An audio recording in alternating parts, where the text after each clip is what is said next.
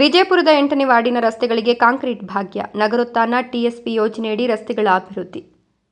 ವಿಜಯಪುರ ಪುರಸಭೆಯ 8ನೇ ವಾರ್ಡಿನ ಸದಸ್ಯ ಸಿಎಂ ರಾಮು ಅವರಿಂದ ವಾರ್ಡಿನ ಹಲವೆಡೆ ಸಿಮೆಂಟ್ ಕಾಂಕ್ರೀಟ್ನಿಂದ ರಸ್ತೆಗಳ ಅಭಿವೃದ್ಧಿಗೊಳಿಸಲಾಗುತ್ತಿದ್ದು, ಸೋಮವಾರ ರಸ್ತೆಗಳ ಅಭಿವೃದ್ಧಿ ಕಾಮಗಾರಿ ಪರಿಶೀಲನೆ ನಡೆಸಿದರು.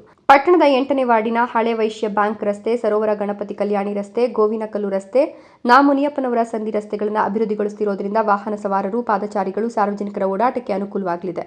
ಈ ಕುರಿತು ಮಾತನಾಡಿದ ಪುರಸಭಾ ಸದಸ್ಯ ಸಿಎಂ ರಾಮು, ನಗರೋತ್ಥಾನ ಟಿಎಸ್ಪಿ ಯೋಜನೆಯಡಿ ಈ ಹಿಂದೆ ಜೆಡಿಎಸ್ ಶಾಸಕರಾಗಿದ್ದ ನಿಸರ್ಗ ನಾರಾಯಣಸ್ವಾಮಿ ಅವರು ವಿಜಯಪುರ ಪಟ್ಟಣದ 23 ವಾರ್ಡ್ಗಳಲ್ಲಿ ಗುದ್ದಲಿ ಪೂಜೆ ನೆರವೇರಿಸಿದ ಕಾಮಗಾರಿಗಳಿಗೆ ಅನುದಾನ ಬಿಡುಗಡೆಯಾಗಿದ್ದು, ಇದೀಗ ಪಟ್ಟಣವನ್ನು ಅಭಿವೃದ್ಧಿಪಡಿಸಲಾಗುತ್ತಿದೆ ಎಂದರು. ಈ ಹಿಂದೆ ಚುನಾವಣಾ ನೀತಿ ಸಂಹಿತೆ ಜಾರಿಯಾದ ಬಳಿಕ ಪಟ್ಟಣದಲ್ಲಿ ಕಾಮಗಾರಿ ಸ್ಥಗಿತಗೊಳಿಸಲಾಗಿದ್ದು, 8 ವಾರ್ಡಿನಲ್ಲಿ ಇದೀಗ ಪ್ರಾರಂಭಗೊಂಡಿದ್ದು, ವಾರ್ಡಿನ 4 ರಸ್ತೆಗಳನ್ನು ಅಭಿವೃದ್ಧಿಪಡಿಸಲಾಗುತ್ತಿದೆ.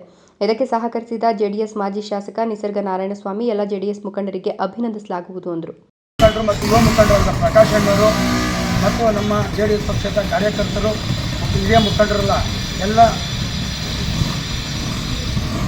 ಮಂಜಣ್ಣವರು, ಹರೀಶ್ ಅವರು, ಸೀನಣ್ಣವರು, ಬಾಲಾಜಿರಾವ್ರವರು ಎಲ್ಲರೂ ನಮ್ಮ ಜೆಡಿಎಸ್ ಪಕ್ಷದ ಒಂದು ಆಶೀರ್ವಾದದಿಂದ ನಾನು ಪುರಸಭೆ ಸದಸ್ಯನಾಗಿರುವೆ. ಆ ಸದಸ್ಯಸ್ಥಾನದಿಂದ ಇವರೆಲ್ಲ ಆಶೀರ್ವಾದದಿಂದ ಈ ಕಾಮಗಾರಿಗಳನ್ನು ಮಾಡ್ತಾಯಿದ್ದೆ.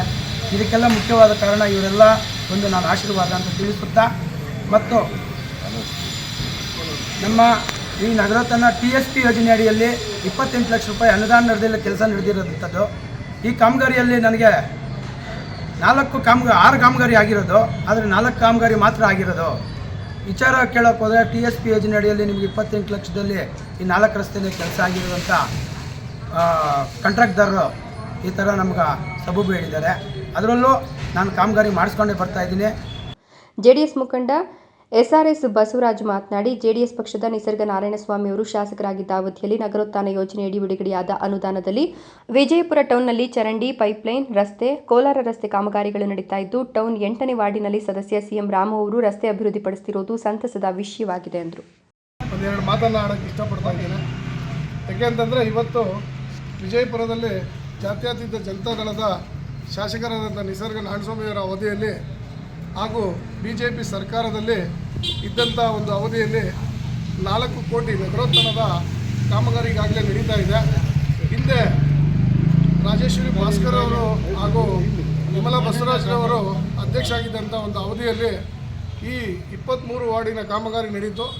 2.25 ಕೋಟಿಯ ಕಾಮಗಾರಿ ಈಗಾಗಲೇ ನಡೆದಿತ್ತು.